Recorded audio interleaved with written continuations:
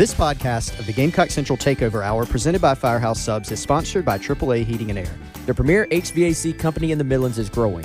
Are you a top HVAC technician? AAA Heating and Air is looking for dedicated applicants to fill their fast-growing service department with top-notch HVAC technicians. If you're the best, then they want you. If you're ready to stop working and start a career, you can earn up to $100,000 plus a year at AAA Heating and Air. Quality candidates will have at least 2 years experience and a good driving record. Benefits include top industry salaries, commission on service and unit sales, set call limits, company-provided take-home vehicle and gas card, company-provided cell phone and tablet, health, dental, and vision benefits, 401k retirement plan with company match, and scaled PTO based on length of service. Contact Roy and Dana Finley at 803-677-1500 or check out their job postings on Facebook or ZipRecruiter. AAA Air when you need us. AAA Heating and Air. It's the Gamecock Central Takeover Hour, presented by Firehouse Subs, founded by firemen with Chris Clark. The 2007 South Carolina class was, at that time, 6th in the country and 4th in the SEC, which is amazing. Wes Mitchell. You know, I think if you're South Carolina, you're aiming to at least be at 50%. Then in theory, you're adding talent, you're getting better, you're putting yourself in a position to compete. And Tyler Head. It's been a great week for South Carolina. On the recruiting front, still certainly plenty to talk about. On the home of the Gamecocks, 107.5 The Game. And welcome into the Gamecock Central Takeover Hour, presented by Firehouse Subs. Here on 107.5 The Game, Tyler, West, and Chris along with you, and just wrapping up a great conversation we just had, obviously, with Jeremy Smith of the Garnet Trust, as well as Hillary Cox of USC NIL and Compliance. And, Chris got the opportunity to share that great news yesterday, and very excited to see what's next for the Garnet Trust with this new relationship with the university. Yeah, we were still talking to Hillary, like she literally just left, and she was welcome to stay, but we did have to start this other show, and I just knocked over like all of Wes's stuff getting back over here. Sorry, Wes. Appreciate that. I figured out the problem during the show. Okay, let's hear it. Figure out everybody's problem. You figured out life? No, everybody's problem with NIL. Oh. What's that? I would love to know. We got to figure out a new word for it. We said the word NIL like 100 times in the last hour. I think people are just tired of hearing NIL. Is it frequency or a negative connotation? Both. It's both of them. But It has a negative connotation, then you say it so much. But it's like if they teach you when you're in like journalism 101, like, hey, pick some synonyms. Like, don't use the same word over and over and over in an article or a story. NIL. It's everywhere. Yeah. See, I wish we could just call it nil, but that also wouldn't work. That's like, that means zero, right? Exactly. Like, it wouldn't work. I'll vote against that, Tyler. Yeah. Do you have a word? Did you think of a word? No. We can outsource this. It just came to my mind as we were listening. I was like, we need a new word. Firehouse Subs text line 803-446-100. What is the synonym we can use for NIL to describe all of this, so we don't have to keep saying NIL over and over again? I love it. It needs to sound better. It needs to sound. It needs to sound positive, like something more along the lines of like this is all personal branding. This is all personal marketing. The word marketing, like doesn't sound as bad. NIL is just like, oh, that's the thing they're asking for more money for. Yeah, and then some people say, well, this isn't NIL, it's pay for play, but that's not true. I mean, it is in some cases, right? Like you've seen examples of that. You can't call it revenue sharing unless it is actual. You might revenue one day sharing. be calling it that. Yeah, I mean, but that would be a part of NIL. That will be a part of something greater. A big picture word that describes this. This may be too wordy. Student athlete marketing, something like that.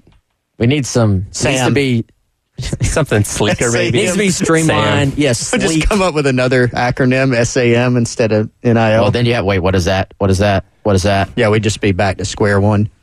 Yeah. But good Are we conversation. going to talk about some football, though, during this hour? About football. Well, this is related to football. No, some real football. I think, and that was actually very informative. Yes. I do think we're going to have our production meeting right here on the air. All right. Try to speak for the people here. We do run the risk of talking about NIL too much. Well, you just made that point, so yeah. Not even just the word. Don't but just say the word the rest of the show. Yes. How about that? So Garnet Trust Hour, we will talk about NIL for the hour. Yeah. Gamecock Central Takeover. We're not even using those letters. We're not going to say that thing or mention that thing. Not even those letters. No. You know, I will give another acronym, though, that we can talk about. LB, linebacker. I'm here for it. Clayton White. I'm also I'm seeing we have some audio from Coach Justin Stepp. Yes. I want to get into that too. Wide receiver. Yes. Let's talk about Nicholas Harbor as well. Yes. Can we do that first? Or you want to start off with Harbor? We can start with Harbor. Okay, we can do that. Everybody wants to talk about Harbor. Yes, I told Tyler that. Tyler and I had a production meeting before the show. In the hallway for all of 2 minutes. I didn't make it for that. But here's my goal for Gamecock Central Takeover Hour. All right. If Jim is riding down the road, listening to the radio, going to Firehouse Subs, what does he want to hear about? Nicholas Harbor Harbor top five. is up there. Not the other thing. Exactly. What does Coach Justin Stepp, local guy, by the way, what does he have to say about Nick Harbor? Yeah, so Colin caught up with Stepp at Birdies with Beamer the other day, asked him a lot of questions about the offense. Here's what he had to say about Harbor and getting him in to the program this summer. Coach Longers does a great job with it. I mean, every day he sees him, he's bringing him back down. But, I mean, Nick shows up every day and he works hard. He comes back, he does extra stuff. He's incredibly smart. And he's freakishly athletic. I mean, I've been around fast guys. When I was at Clemson, C.J. Spiller was there. Jacoby Ford was there. Sammy Watkins was there. I mean, to be as big as he is and as fast as he is pretty dang. I mean, it's unbelievable. They don't grow in trees like that. But as good of a player and as good of an athlete as he is, he's an even better human. And works really hard. And we've told him, we say, man, you're going to have to earn everything you get around here. You know. And Coach Longers was telling me the other day, he said, you ain't got stars around your name no more. And he goes, I know that. I know that. So Longers does a great job with the guys relating to him. So it's been cool to watch. So much like Dow Loggins, Coach Stepp also likes to name drop C.J. Spiller, Sammy Watkins. That's some pretty notable names there. And we touched on this a little bit yesterday. Obviously, Nick Harbor, freak athlete. We've seen his highlights from playing football and running track in high school. I think everybody wants to expect all this stuff out of him in his freshman year, and he certainly could go out there and be extremely productive. But, also don't be shocked if it's a slow integration process. Maybe he's only getting a target or two a game to start off, and maybe by the end of the season he's turns into something really, really productive with his offense, but don't expect everything right away. Yeah, and I think we're all trying to find out where is that line. What is putting too much on him as far as just the expectation, and then where's the line for, hey, you're underselling this guy. Like, he is a freak athlete. One thing we've picked up that obviously is not breaking news by any means, but Chris, I feel like the thing I keep hearing as well is when people who maybe they weren't involved in his recruiting process, maybe they didn't go watch him run track, they weren't as specifically involved with Nick, but just people kind of in the program or around the program that get to see things. One thing I've heard is just like this kind of like you have to see this in person to believe how fast he is at his size. Like that's the thing. You've seen guys who can run, but when you realize how tall Nick is, and then you realize he's 240 plus, and then you see him move the way he does, it reminds me, Chris, a little bit of when Rattler first got here, and people were like, man, this guy can spin it. And you're like, well, obviously, he's the number one quarterback in his class. And it's like, so it's not breaking news, hey, Nick Harbor is big and fast, but it's kind of one of those things where when you see it in person for the first time, you're like, okay, this is special. So for me, the question is, can South Carolina as an organization, Dow Loggins, Justin Stepp, everybody involved there offensively, can you find a way to just easily implement that, knowing he's not a guy, we'll talk about Elijah Caldwell in a second, he's not a guy that has a receiver background, that a guy like Elijah Caldwell, shout out to my guy Ryan Hunt up there at Northwestern, those guys, Coach Paige Walford, they've done a fantastic job of developing Elijah Crawford is a basketball recruit, Elijah Caldwell during his high school career. So he's come in ready to go. Harbor, one of the most freakiest freshman athletes in the country, just does not have that experience yet as a wide receiver. So where's the line that is fair, accurate for expectations for Nicholas Harbor as a true freshman? I think we're probably still at the point where that line and what the expectation probably still is not the same.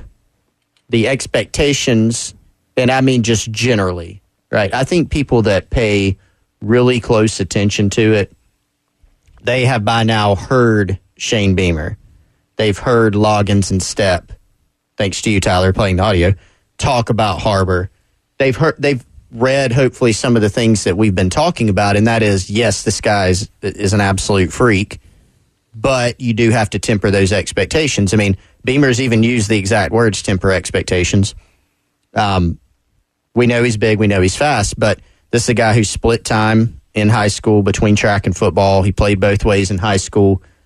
You could tell, going back west to what our guy Charles Power at On 3, their director of scouting and rankings, he saw him at the Under Armour week, the All-Star game, and noted, hey, he's not as natural of a receiver in terms of his hands. He's still developing there, yet he had, one drop all week, 2 drops all week, and that was a better mark than even some of the guys that were more developed. But at the college level, when you're under so much pressure, you do have to, continue to develop more natural hands. So I think he'll get there. He's a guy that's been working hard. He's got immense physical talent.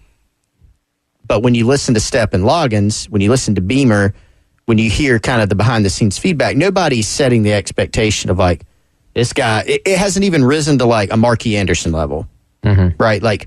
This guy is going to play. He needs to play. Nick Harbor will play. I mean, we're at the point. He's avoiding a red shirt, right? Oh, yeah. I mean, there's almost no doubt about that. But so I think that's fair.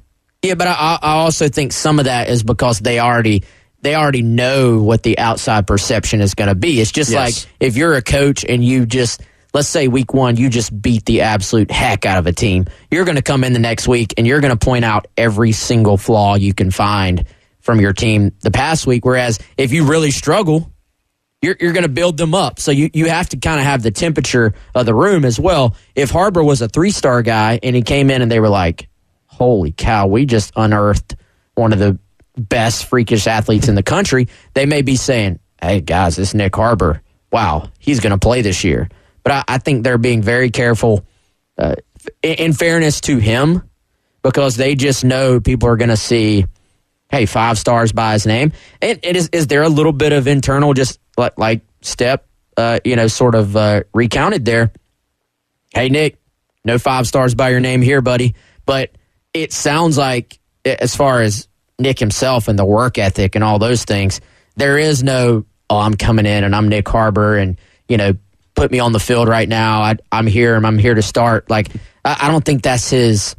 I think internally, he's a self-confident guy by everything I've ever seen and heard from him. But I don't think it's I'm here, I have to start. I think I'm here to earn my chance to go play. So it's going to be fascinating, man. In a perfect world, I think those snaps grow as the year goes on. In a perfect world, you've got, Furman week 2. Mm-hmm. That's the home opener.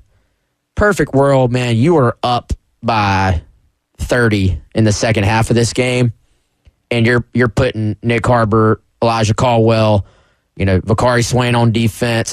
You're just rolling these guys out there and letting them sort of come along. But as the year goes on, I think it's going to be fascinating to see how they use Nick Harbor.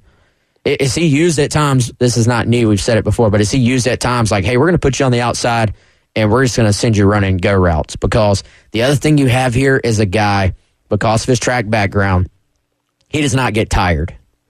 And some guys, they might run a go route and they might be in great shape, and it's still all right, we've ran him down the field twice. We got to take him out.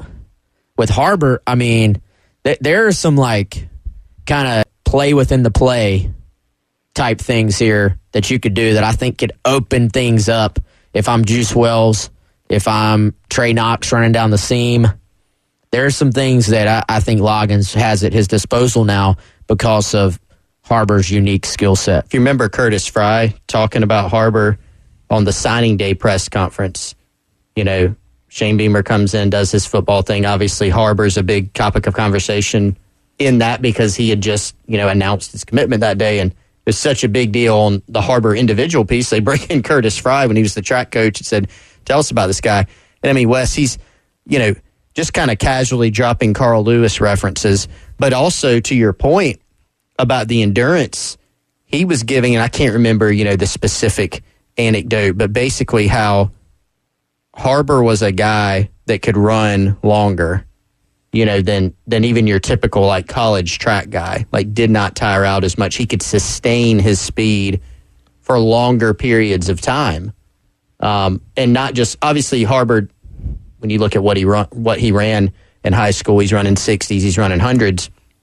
But even if you go to 300 yards, and Curtis Fry was just talking about how he could sustain those. So very well conditioned. We have seen him. You're right, Wes. I'd seen Harbor in person. I went up to his high school and visited him.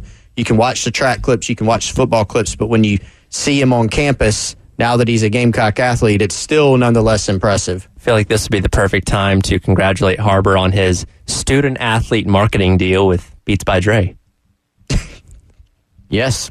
Well done, Tyler. Wish I could get in on that. I broke my headphones the other day. Maybe he can hook me up with a new pair. Maybe. He probably got some extras. Probably got some extras laying around. All right, we'll hear what Coach Stepp had to say about Elijah Caldwell coming up next. Gamecock Central Takeover Hour presented by Firehouse Subs on 107.5 The Game. It's the Gamecock Central Takeover Hour. 107.5 The Game. Yeah, shout out to our new sound effect there. I don't know if it sounded a little different to everybody else, but it did to me. But tell you what is not different. That is the quality sandwiches you will get at Firehouse Subs. FirehouseSubs.com, Firehouse Subs app. Best way to do it. And for a limited time, Chris, they've been telling us about, but then we got to go try ourselves this new pepperoni pizza meatball sub. Don't forget the pepperoni part. It is made with Italian meatballs, extra provolone, crispy pepperoni on a garlic bread roll. The garlic bread part is one of the many things that sets this thing apart. And right now, you can get a medium pepperoni pizza meatball sub for only $6 when you order it online or in the Firehouse Subs app. Chris, you and I have both tried it. It's way up there on the power rankings. Yeah. I'm going to give it a number 2 right now. Number 2 in the power Steamer rankings. Still has to be like the Desert Island sub. Yes. But guess what, guys? It is Friday, which means the weekend is here, which means you're able to splurge a little bit as far as the calorie count goes. So even if you're watching the calories, hit up Firehouse Subs, get the pepperoni pizza meatball sub, enjoy it for lunch, and then text us and tell us what you think on the Firehouse Subs text line, 404-6100. All right, more from Coach Stepp coming up next. Gamecock Central Takeover Hour, 107. For a limited time, Sweet Deals is offering qualified listeners the vacation of a lifetime. An all-inclusive 5-day, 4-night stay in a suite for just 2 adults and up to 2 children in Cancun, Mexico for just $299. This opportunity is valued at more than $2,600. That's right, a $2,600 vacation for $299, and it's all-inclusive, meaning all your food and drinks are included. Attendance is required at a presentation for Vacation Club ownership, but who cares? There's no purchase necessary. And you have a 30-day money-back guarantee if you change your mind. Do not miss this exclusive luxury vacation offer from SweetDeals.com. $299 for 4 nights at an all-inclusive resort in beautiful Cancun, Mexico. Go to SweetDeals.com right now and snag this once-in-a-lifetime offer. That's SweetDeals.com. Out the game. Gamecock Central Takeover Hour. Presented by Firehouse Subs. Founded by firemen with Chris Clark, Wes Mitchell, and Tyler Head. On your home of the Gamecocks. 107.5 The Game. Welcome back into the Gamecock Central Takeover Hour presented by Firehouse Subs here on 107.5 The Game. Tyler, Wes, and Chris along with you on this Friday morning. Going to hear from Coach Stepp again in just a second. But I'll remind you, coming soon, the ultimate Gamecock season ticket giveaway. Unlike anything we've done before on 107.5 The Game. Football, baseball, basketball, it's all going to be included. I can't give you all the details right now, but more will be coming out soon. So keep it locked right here on 107.5 The Game. for your chance to win the ultimate Gamecock season ticket giveaway. So we talked about Nick Harbor in that last segment, and Justin Stepp also talked to Colin a little bit about Elijah Caldwell and what they've seen from him so far. Number one is, he's another awesome kid. Comes from a great program. And Coach Wofford does an unbelievable job with those kids. Smart. Does extra work. Always asking, hey, how can I get better? He asks a lot of questions. Another very quiet kid, but a guy that always does more than what is expected. Really smart. And all of those guys, all of our freshmen have gotten better over the summer, but, him and Nick Harbor or Tyshawn Russell the last 2 weeks are kind of doing a good job of coming along. So I'm so glad we have Elijah. I'm so glad because he's an unbelievable kid. He's a really good player too. And this is obviously a guy that not as many people have probably seen the highlights like they've seen the likes of Nick Harbor, but you guys that have been following this recruiting for a very long time are not the least bit surprised that Caldwell is making an impact and could have a significant role in the offense this fall. Yeah, again, another situation where I think if you paid close attention to recruiting and if you paid close attention, particularly in the state of South Carolina, Elijah Caldwell was one of those guys where you could see that if South Carolina did not end up taking, remember, later addition to the class, wasn't a December signee. He was somebody that was committed to West Virginia, ended up decommitting, had some new doors open. NC State offered, South Carolina eventually offered. And I think once that happened, that was the clear path for him that he was going to take. But this is the type of guy, I think, that had you not offered him and pursued him if you're South Carolina, he's going to end up at an NC State or a West Virginia or, somewhere like that. And we'd all be sitting here in 3 or 4 years going, why didn't they take that guy? As it stands, they took him, and I think it was a great decision. You look at the receiver room, got some really good ones in that room, but they have a lot of experience. They have a lot of guys that'll be done. They'll be finished after this season, whether it's on to the pros, whether it's out of eligibility, whatever it may be. And so bringing in the next crop was something that was important. I think Caldwell is probably the most far along in that bunch, just kind of putting it together, right? Nicholas Harbor is your highest upside guy because of his tremendous talent. But Elijah Caldwell has created a lot of buzz as a later enrollee, too. A summer guy created a lot of buzz. Huge senior season at Northwestern. 77 passes, over 1,300 yards, 20 receiving touchdowns as well. Yeah, and he's a guy, I think, Chris, that can play inside or outside, meaning slot or one of the outside wide receiver spots. I kind of think it sounds to me like, from what we hear both publicly and behind the scenes, that the top three guys kind of feel settled. Now, could a guy like Eddie Lewis maybe start to push, at some point during preseason camp? Maybe. But it feels to me like Amarian Brown, Xavier Legette have kind of fended everybody else off so far. And obviously we know Juice Wells is a surefire starter. So if that's your three, Eddie's going to be in there somewhere. I think our question is, like, if you're going to create a storyline here, like, what's next? Give Eddie the edge as like your fourth guy as an older player, even though he hasn't been here. My question is, who's next on that list? Is it, do the physical traits of a Nick Harbor give him the edge as far as snaps? Does the fact that Elijah Caldwell is already pretty developed as a wide receiver despite being a true freshman, does that get him involved? Does whether you're playing slot or outside, does that answer that question? Like, is there a possibility here that Elijah is your backup slot receiver behind AB? I think that's a very real possibility. And then you're kind of talking about, all right, does he immediately jump a Landon Sampson? Does a Nick Harbor immediately jump an Omega Blake? Like, to me, those are the behind the headlines, like, probably aren't really being talked about as much, big picture wise, but on a practice field with outside of the cameras, those guys are going to be battling for reps, I think. Let me give you a don't forget about. Give me one. How about Peyton Mangrum? Yeah. the guy that was former walk-on. He's now a fourth-year player. He's one of the better special teams guy on the team. 27 games over the past 3 years. And he can play all three spots. That's something, Wes, that's even noted on his Gamecocks online bio. Can play all three receiver spots. So that's someone when we're talking about your best six. You're going to have some receivers that have repped at all three spots that you've got on the field. There's going to be some receivers that could play, a couple of them. You got some receivers that are, generally you feel like this is where we're playing that guy, whether it's in the slot or outside. Peyton Mangum's someone that I think you lump into the category of some of these other guys of, hey, watch this guy. So you've kind of got this line between, here's your established guy. Like Wes said, I don't see Juice Wells, Amarian Brown, and Xavier Legette being unseated anytime soon. And there's varying levels to that. I don't see them being unseated. But then what do the next ones look like? Because we know you do need, a number 4 guy, number 5 guy. So what does that kind of top 6 end up looking like?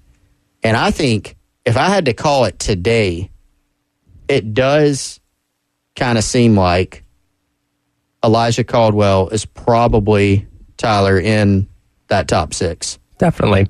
Colin also caught up with Coach White at Birdies with Pierman the other day. We heard a little bit about what he had to say on the other side, listening to the Gamecock Central Takeover Hour, presented by Firehouse Subs on 107.5 The Game. Takeover Hour, 107.5 The Game. When my family was looking to switch and save on our insurance, we called our good friend Amy Mason Cup of Amy Mason Cup State Farm, and she took care of the rest. Now, they help us with all sorts of insurance products. They can do the exact same for you. Personalized quotes to meet your needs and help you save, whether it's home, auto, business, boat, renters, life, and much more. Whatever your needs are, she and State Farm have you covered with great insurance at a great price. Amy Mason Cup State Farm. Amy Mason Cup is a South Carolina native and a local agent. Visit her website, amymasoncup.com. Pay her a visit, 612 St. Andrews Road, Suite 4 in Columbia. That's just off I-26 at St. Andrews and Ashland Park Plaza. Now, if you're interested in taking a look at your auto insurance, what type of coverage do you have? Could you save some money? Could you switch and save? Could you bundle with State Farm and Amy Mason Cup State Farm? You probably could. Another thing you can ask her about when you give her a call at 803-772-5554 is the Drive Safe and Save app. All across the country, drivers are reaping the rewards by downloading the Drive Safe and Save app. Dynamic new features like interactive maps and driving tips, they can help you save also up to 30%. So give Amy Mason Cup a call, 803-772-5554. Pay her a visit at 612 St. Andrews Road, or visit her website, amymasoncup.com. Ask her how she can help you switch and save.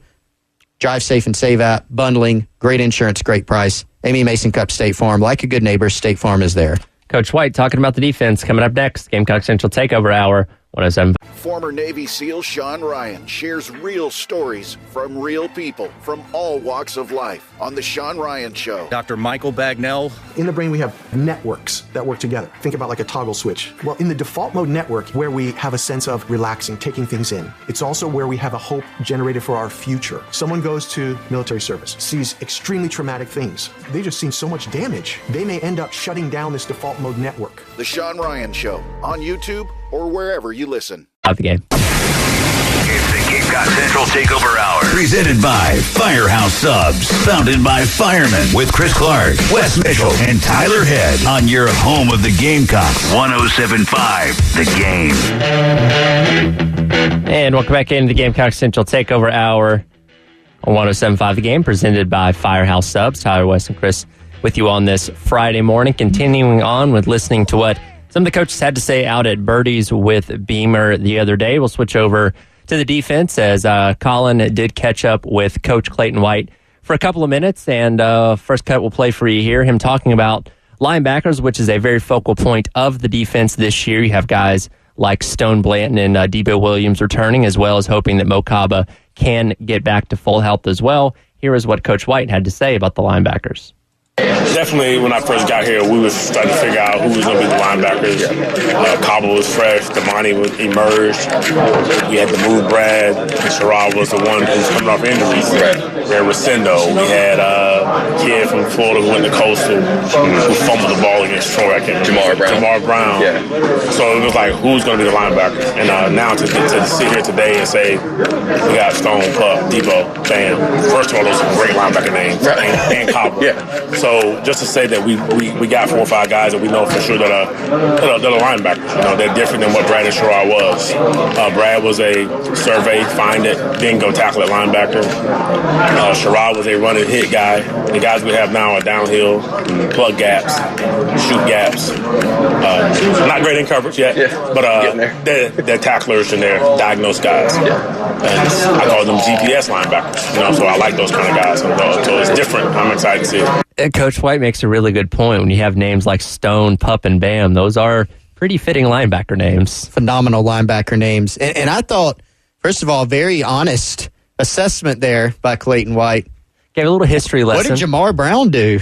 Man, call it out. That was a great moment. Fumble. He apparently did not like the fumble against Troy. Became a meme. That was a great moment. Yeah, the look of shock on Jamar's face. Hope Jamar's doing well. Always liked Jamar. Always liked Jamar. But yeah, that was kind of a humorous moment there. A couple of humorous moments in there. But look, there's been a lot of talk about the run defense. And Tyler, I know we'll have more directly from Clayton on that in just a second. But I think South Carolina could be, and I do want to emphasize could be, in a better position overall at the linebacker position this season. They could be better suited than we've seen in a while. There have been a couple positions defensively that have really, I think, the fans have been keyed in on, rightfully so, the past few seasons. They were safety, because every single year it seemed like, for a few years we were going into the season saying, man, who are the starters? How do we feel about the starters? Where's the depth? Huge question mark. One year, Jalen Foster kind of comes out of nowhere, becomes an All-American after walking on. Last season, you get Eamon Warrior DQ. Now you feel better about that spot. Linebacker's another one, right? A lot of Gamecock fans have been looking around going, man, where's some big-time names in recruiting? That's where, Stone Blanton, Buck Howard, those guys, that's where they come in as young players. But I think there's a little bit more depth in this room than in the past if they can stay healthy. And I think if you just look at the talent level, too, you lose some experience. You're trading out some experience because of losing Brad Johnson, losing Sherrod Green. Those guys have played a lot of ball. They're both 6-year guys at South Carolina. So you're losing some of that experience. But I think what you're trading it for is a good bit of physical talent. You got some guys that have varying skill sets. Pup Howard looks like, an edge player. Bam Martin Scott physically is very impressive. He can run, right? Stone Blanton, he's kind of a head-hunting type of linebacker. So I think all this really potentially helps you when you're looking at a key area that needs to get better, and that's run defense. I'm going to do my favorite thing to do these days, put Chris on the spot. Okay, let's see it. Well, you said they could be better. Yeah. I mean, anything could happen. Yeah. Will they be better? And also, I'll give you a chance to think about your answer. Let's go ahead and add a new phrasing to our glossary, our lexicon. Yes, lexicon for this year. We had what do we have? Game plan players yesterday on offense. Yep. GPS linebackers, which is what, like seek and destroy. I think is what he's saying, and sounds like and Clayton talks about it a little bit later on. Run defense is not about any one person, player, or even position group, but GPS linebackers to me sounds like, all right, these guys can go hit the running back, can go make plays in the backfield. That could be a good sign. Is the linebacking core better? Yes. I'm going with a yes. Now, of course, let me set the context. It's according to a lot of other factors. I mean, how guys play up front. But I think just when you look at the athleticism, number one, and I think the potential to fit the run better this year than we've seen in the past. From where I'm sitting, I think both of those things take a step forward in 2023. Does that mean the run defense is fixed? Now all of a sudden they're a run-stopping juggernaut? No. But I think some of the guys on the roster are probably better suited for it. Here's what Coach White did have to say about the run defense and the next step for this defense as a whole. I mean, to me, it's just we want to just be a more complete defense in regards of we kind of up and down, and we have moments, we have games, we have halves, we have 3 quarters, we have 1 bad quarter. So it's really just trying to put it all together and just understand it's year 3 and you expect that. Don't have any games like the quarter game or the Notre Dame second half, those kind of things. And I think you'll feel great. Let's stay opportunistic. Let's keep doing the things that we're doing well. And I think people keep asking about the stop and the run thing, and they want to blame the front. It's really not the front. It's really it's a multiple things. But most important thing is that we got to learn from the mistakes and how we can make it better. So I would, people who say stop the run, I'd love for them to come in and show me come show me. Yeah. And then obviously, come show me what you mean by stop the run. But for the most part, we got to learn from the mistakes and then try to be better next year. Coach White taking the doubters head on. You come in here and show me how to do it better. A little bit tongue-in-cheek, I think, there, with a little bit of seriousness. Hey, don't mess with Clayton White, man. He did play ball back in the day. Mm-hmm. I mean, dude, I thought that was the whole thing was a very compelling, honest interview about where they are with, the defense, run stopping, where the linebackers are in general. I think he had a clip in there about Mo Kaba as well, and I think, I don't know if we have that one, Tyler, but I think to kind of piggyback off what I asked Chris, one of the keys to this group is how quickly does Mo Kaba come along? What is his health? What is his mental? Where's the mental side for him while returning from that injury? I don't mean like the X's and O's part of it. I mean just trusting that knee. Does it feel right? A lot of times you see guys, frankly, with major knee injuries where it takes a year for them to look like themselves again. So, how quickly does Kaba come along, and can he return to his form we saw last year? I thought was a key thing for him and for that group. Yeah, I mean, we were just going through some of the other guys that we're going to see more from this year. We still have not seen the best of Mo Kaba. It looked like we were going to get it last year, but as it turned out, very early in the season against Arkansas, he goes down. And remember, he had gotten accolades in the preseason for his play on special teams and on defense. This was going to be South Carolina's top linebacker last season. Then all of a sudden you don't have him. So again, it goes back to, Wes, if at the worst he's a depth guy, that's a pretty quality depth guy. At best, if he's healthy, chances are he's a starter for you if he's back to his physical form that we're accustomed to seeing, and then can take that next step forward. All right, we will let you hear what Coach White did have to say about Mo Kaba and his progress through this offseason return from that injury coming up next. Before we hit the break, though, want to remind you once again about the 107.5 The Game football kickoff golf tournament coming up Friday, August 25th out at the Charwood Golf Club in West Columbia. It's $100 per person and $400 per team. If you want to register, it's going to be a 9:30 a.m. shotgun start, and lunch will be provided by our friends over at Firehouse Subs. We'll be raffling off football tickets, Carowin passes, and so much more. If you want to take part, give Charwood a call at 803-755-2000. But be quick. Those spots are going to fill up very, very soon. You don't want to miss your chance to be a part of the 107.5 The Game football kickoff golf tournament. More sound from Coach White coming up next here on 107.5 The Game. It's the Gamecock Central Takeover Hour. Presented by Firehouse Subs. Founded by firemen with Chris Clark, Wes Mitchell, and Tyler Head on your home of the Gamecocks. 107.5 The Game. Mo is going to have a role. I think most importantly is that I don't want to be part of the rush back from the second ACL. I want him to be mentally ready. I want him, whenever his time is correct, he's going to play early. He's going to play early in camp, and we just want to make sure we do the right thing for him mentally. Welcome back into the Gamecock Central Takeover Hour. Tyler, Wes, and Chris wrapping up this week.